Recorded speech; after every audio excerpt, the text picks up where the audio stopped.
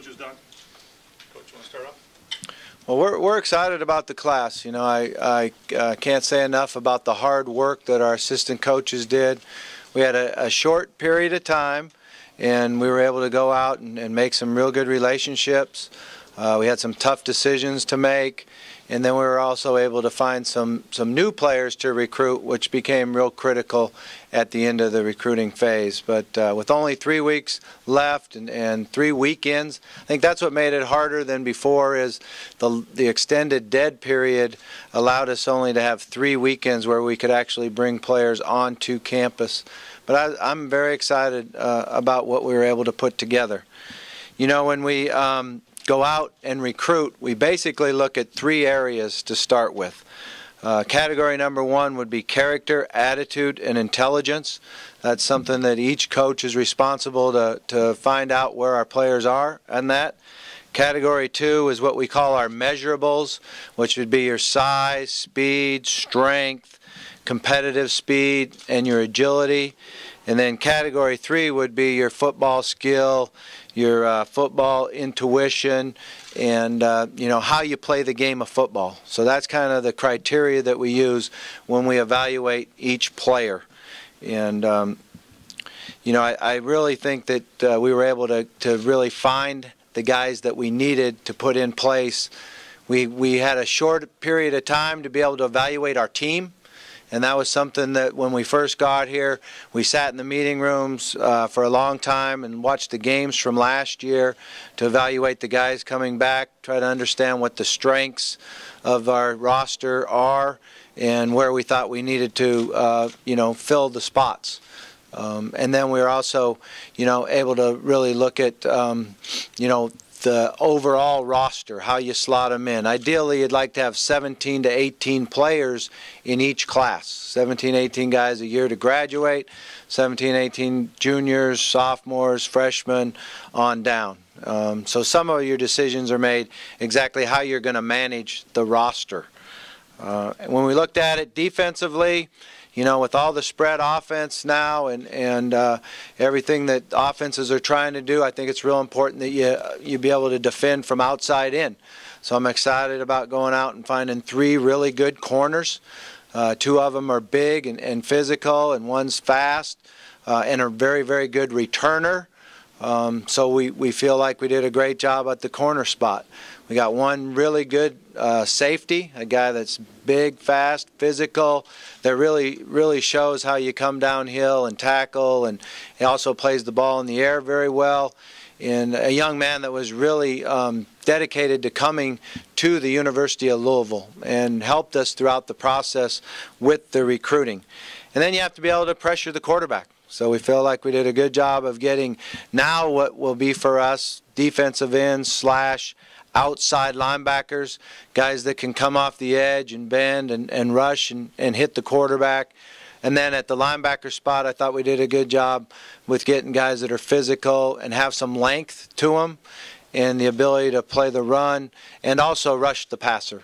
So, you know, that's really what we thought we needed to do defensively, and I feel good about it. We would like to still add a player or 2 to our defense. We're continually to recruit, and you know, we're hoping that that'll happen here in the next week or 2. Offensively, you know, the number 1 thing you have to do to contend for a championship is to have good quarterback play. And that's something that the University of Louisville has been known for, something that we have to continue to develop. I think it's an area where you have to have depth, and you have to have guys that can step in and get better as the year goes on. And we're really excited about Reggie Bonifant and being able to have him come in, a guy we feel is very, very talented throwing the football, can make all the different throws, is accurate and has a strong arm. And then he adds to that the ability to run the football. And what I like is not only the quarterback runs and the called runs, but his instincts on feeling the pass rush and being able to make something happen when the play you call isn't there. And you know, he's kind of special on that end. And then we're able to take a young man out of California by way of Penn State named Tyler Ferguson. Tyler's a guy that's very, very talented, has a big arm, is very mobile, can move around, make throws on the run, athletic enough to run the ball and get positive yards. But what we really like about Tyler is his maturity and his leadership ability. I've been able to spend a lot of time with him, and I think he's a guy that's going to come in and help us next year. Even though he can't play, he'll help us in the meeting room. He's been through how to prepare. He's been through how to help on the sideline. So I'm excited about him, and being able to sit for a year and get to know the offense and then compete the following spring, I think will really benefit him.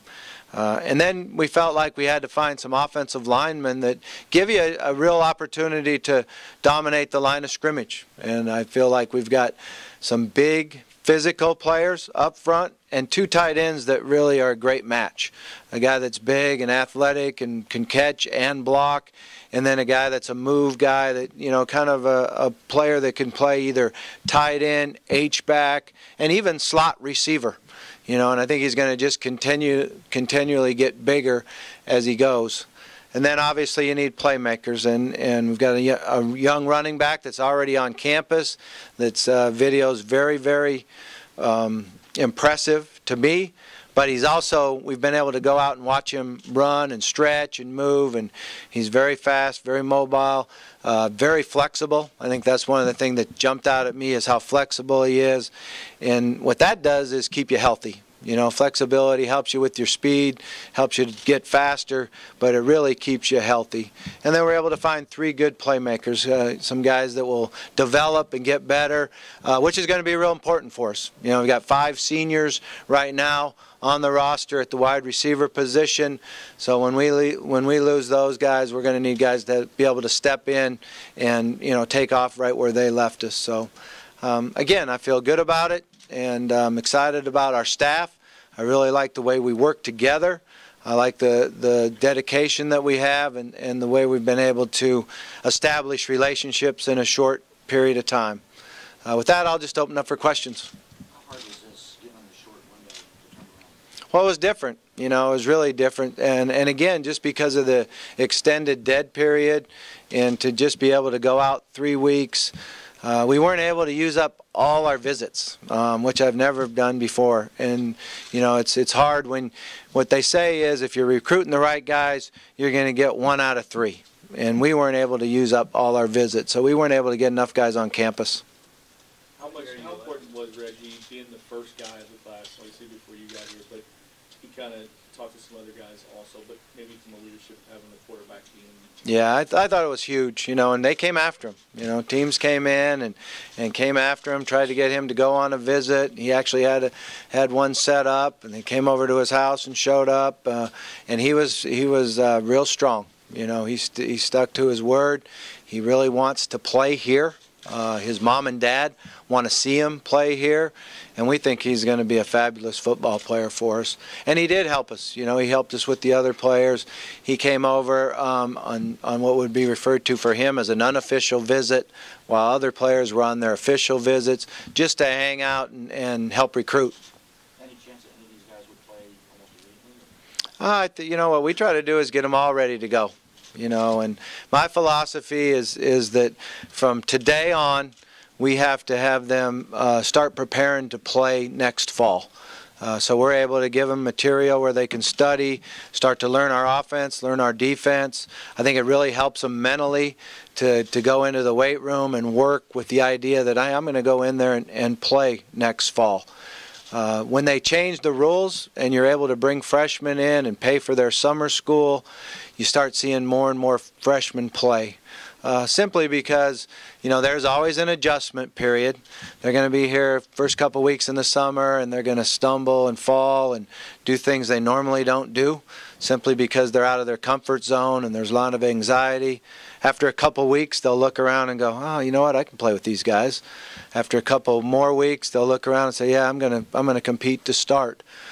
In the old days, when you could only bring them in 3 days before camp started, they still had that period of adjustment, but you're trying to get ready for a game, so it's harder to play true freshmen. You say you like to add on to this. How many more can you see being added to this class? Yeah, maybe 2 or 3. We still have some scholarships available, and we wanted to leave a couple open. simply because we feel like there's going to be some guys now available and some guys we're recruiting right now. And then also the possibility of when you sign someone next year at mid-year to be able to count it back to this year's initials. Do you like the size that you brought in, those big offensive linemen? I do. I like the size, but also the athletic ability. You know, the ability to move and kick and redirect while they're pass pro. I think it's a really, really good combination. A couple big, tall offensive tackles, and then, you know, some guys that can play inside. When you add these guys into your team for the fall, what are some of the biggest strengths for 2014, and what are some things that you wish that you had that one? Yeah, I mean, that's a great question, because when we got here, we go immediately on the road. So we actually know these recruits better than we do our own players right now. And that's what's going to be fun for us, is from here on out we get to start going in the weight room, watching them work out. We'll have our mat drills, and we get to start knowing our team and knowing our players. And, you know, and I think that's another reason why we left a couple spots open, is because we want to say, okay, we come out of spring ball and we really need a player at this position. So it's we have a lot to learn about our football team, and that's going to be fun and exciting. And that's always the one thing I've really liked about college football, is the change in seasons. You know, you got football, you got recruiting, then you got the off season, working with your own players, spring ball, little summer camp in there, and then you do it all over again. So we're looking forward to getting on the field and in the weight room with our own players. How did you evaluate the list of commitments that you sort of inherited, and how many of those guys did you like to keep, and how many guys were you worried you might lose? And just kind of talk about that. Yeah, you evaluated them, you know, one at a time. We watched video on every single one of them. We filled out paperwork just like we would, you know, if they were not committed. And then obviously we took it by position, and we had some guys that, you know, decommitted, and we weren't able to get them back. We had some guys that were really held on, and we fought for and got them. And then you have some guys that are unable to come here for one reason or another, you know, so they kind of go off your list. How important was a guy like Kelby Johnson, because he's played, you know, he has some experience, and maybe that was, everybody always says that was kind of the weakness last year, one of the lines might need a guy. How important is a guy like that? Yeah, he's a guy we really, really wanted, you know, because of his experience. He's played in this conference. He played in it as a freshman. He's a guy that has really good leadership qualities. I think, you know, when he came on campus on his visit, he made friends immediately with the players. You know, he's got a great personality. He'll add a lot to the room with the offensive line, and he'll make it competitive. And that's really what we need. We need guys that have to compete in spring ball to keep their job, and we need guys that compete in spring ball to take somebody else's job. What about Javante Bagley, one of the late guys that you got? What did you see out of him? And he was kind of an under the radar. Yeah, it's funny that we say that, but we knew a lot about him. You know, we had talked about him for probably 2.5 weeks, and Terrell Buckley got to know him real well, recruited him extremely hard. We had a position there where at one time we felt like we were full. We decided not to bring him in on a visit, but told him that, hey, you know, you need to be ready and prepared. And then when the spot opened up, we gave him a call, and, you know, he jumped at the opportunity. He's going to be one of those guys that are going to end up being a great take for us, because the more I watch him, the better he is. He's only played football for 2 years. He was one of those AAU basketball players that traveled around, think they're going to play basketball and figure out that point guards are 6'5" and shooting guards are 6'6", and I need to be a wideout.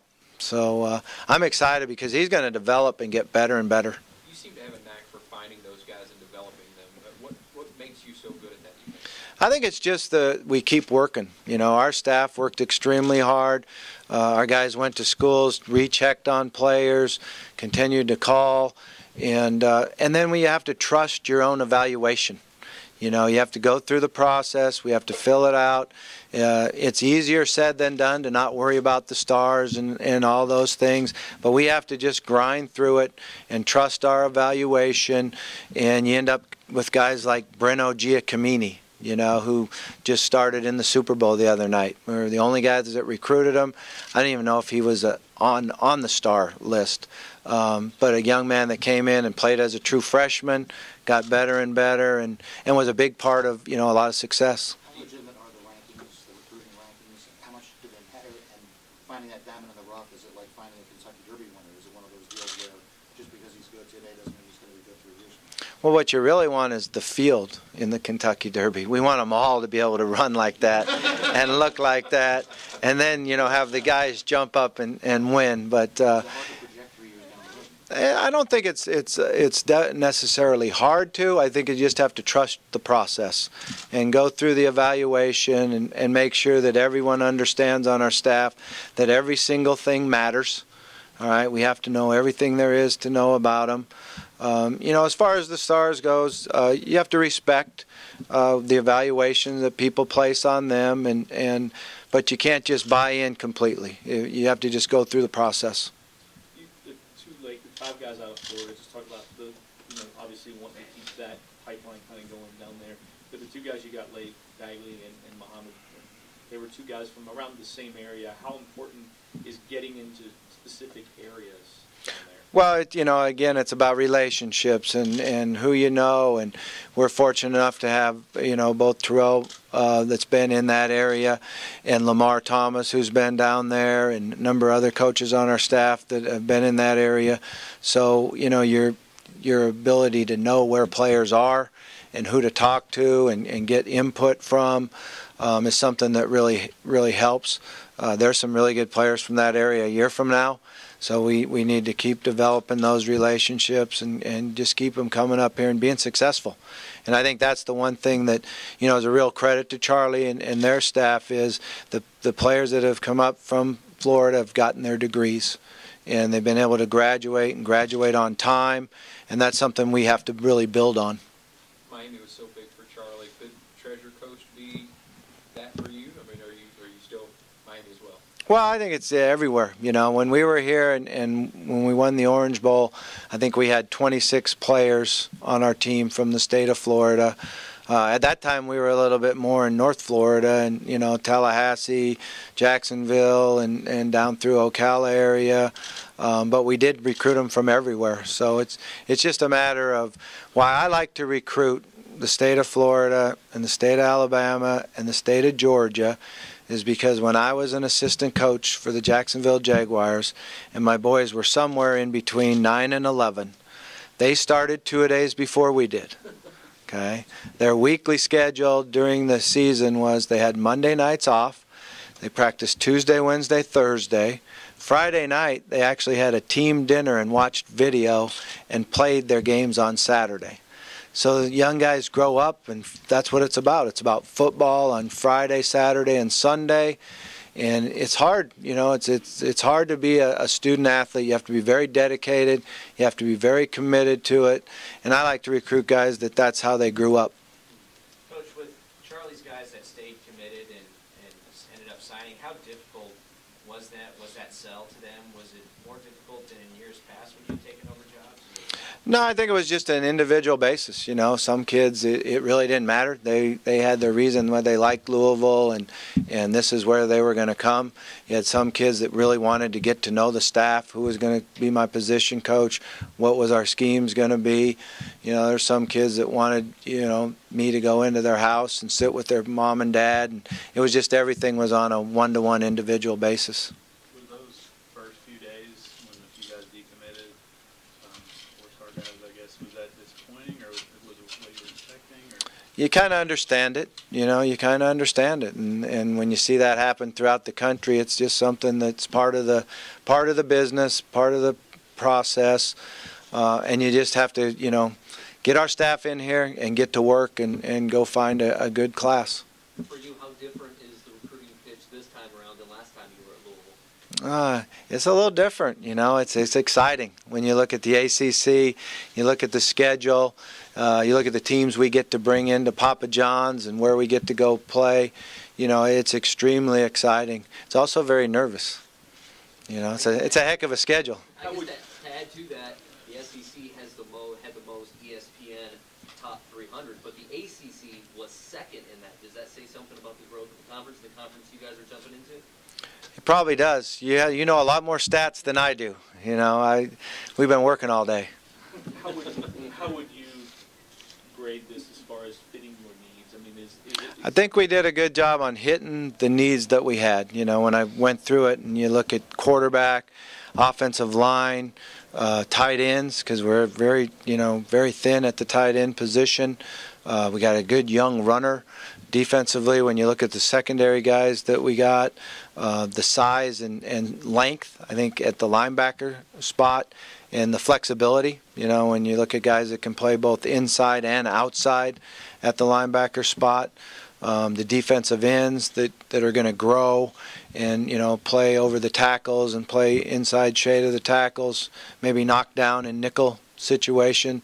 I think the big need that we still have is one big interior player, you know, a nose defensive tackle guy that's big and physical and can keep our linebackers free. Is that where a junior college guy can really step in if you're still looking at 2 to 3 more people? Yeah, you know, not necessarily. You know, we like the players that are on the roster and what we've been able to see in the video, but you're looking at depth, and right now we don't have enough numbers at the interior spot. Could one of those offensive linemen that you've got there, could they step into a defensive tackle spot? Oh, no. You keeping those guys? No, it's different body type, you know, and different skill set. So defensively, you're looking for guys that are a little quicker twitch, a little more powerful, and, you know, can turn and run. It's I always say the hardest job there is to play offensive line, because you have to go backwards and block some of the greatest athletes that there are on the defensive front. So it's a total different creature, I guess, or animal that you're looking for. There are times when you recruit a number of defensive linemen, and then one might move over and be a guard or a center. Talking about Jimmy Terry, he's talking about the roller coaster of the recruiting process and getting the call on Sunday that Louisville's now looking at him. Can you talk about that process with him and just how wild it is to find a guy that late? Well, it's just come down to a connection down there, a guy that I know real well, and said, man, there's a really good offensive lineman at this place. I know the head coach there. I'm really good friends with his son, who's the head coach at West Georgia. So once I figured out who it was and where we were going, and then you throw the video on, and I had every coach in the room, you know, give their input on where we should go with Jimmy, you know, and it was just about unanimous that every person thought we should take him, because we were filled up at that spot. When you break it down and you go, okay, these are the number of offensive linemen we're going to take, these are the number of defensive linemen, the slots for the O-linemen were full. So now you have to make a decision, and something you always try to live with is never turn down a great player. And that's what our staff felt, that his abilities and his size and movement, his ability to snap his hips, was special, and something we felt will be a really good player for us. How many guys were you recruiting when you were at Western, and did that benefit you that you knew some of those guys? And was it difficult that maybe that you were trying to all of a sudden get a higher level of guys than maybe you were recruiting? Yeah, I was, pretty much completely different. The level of athlete that we were going after here was different than at Western, and I don't think we recruited one guy that we had there. The 3 guys that are already enrolled, how much does, obviously, them being here now in spring practice, is that going to benefit those guys? Oh, a lot, and I'm really excited about them. We've already had a couple of them gain 10 pounds, get bigger and stronger already. They're in working with our athletes, and they understand the process, so their ability to get on the field quicker, helps a lot. I still don't really understand the graduating early from high school. Can you imagine giving up your spring of your senior year? Yeah, me either. So, but guys want to do that now. They know what they want to do, and they graduate and come out early. And then, to be able to get a junior college transfer at defensive end spot that is very, very athletic, and a guy that we feel like can really rush the passer, I'm excited about. Coach, what about Tyler Ferguson? He only played in 5 games through 15 passes at Penn State, but, with that experience, is he a guy that you think can come in and start right away? And I know you have Reggie and Will Gardner and whatnot, but has he shown enough yet to make you believe that he could be a starting quarterback of this team? Well, Tyler has to redshirt, so he's going to have to sit this first year. He won't be able to play at all. We do really like his traits and his abilities. He's got a really good arm. He's very, very athletic.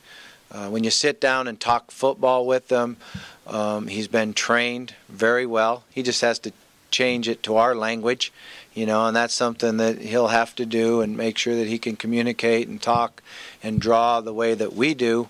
But we certainly feel like, next spring that he'll have a chance to compete for the job. And that's really what you want to do. You want to be able to get quarterbacks that can compete against each other and they win the job on the field.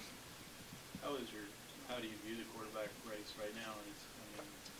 Consider Will Gardner sort of the guy to beat, or does Reggie have a chance to get in that mix? Well, we certainly want to prepare Reggie to come in and start and beat him out. That's what we're telling Reggie. We got to do everything that you can from now till August to get ready to compete for the starting job. We haven't seen a lot of the three quarterbacks that we have right now. We did watch some on Will from practice, and he got in a few snaps in the games. We do know that he's very, very talented. He's got a big arm, and he's very intelligent. He understands the offense, or he will understand the offense. He understands concepts of football, let's put it that way. He really knows what's going on out there. He knows about coverages, and everything we know about him. He's going to compete to be the starter in spring, but it'll certainly be open. Somebody's got to jump in there first, so it'll be Will, simply because he left last year as the number 2. But they get to determine that on the practice field. All right, you guys good? Do you have a spot open on your coaching staff, or do you have guys that kind of shuffled into there from the guys that you've already got here? No, we do. Yeah, we're going to hire a safety coach, a guy that will help us in recruiting, and then kind of get the staff the way we were going to get it. Todd wants to coordinate from the outside linebacker spot. So L.D. Scott will coach the interior defensive linemen, and then Tony will stay with the inside linebackers, and Terrell will coach the corners. We'll have a guy come in and coach the safeties and be the recruiting coordinator. Do you have a timetable on that? Quickly. Obviously, you get this day, but it always then you have to start. You can't take any time off in recruiting to where you focus on the future. Yeah, and actually that's what we worked on today, is next year's class. I do feel like we're already behind. Normally when you're in a full cycle, you've already known where all the juniors are, and you're making your sophomore list, and you'd like to have a lot of the recruiting done, so your last week is focused strictly on the next year's class. So we're behind. We got some work to do, but we will catch up.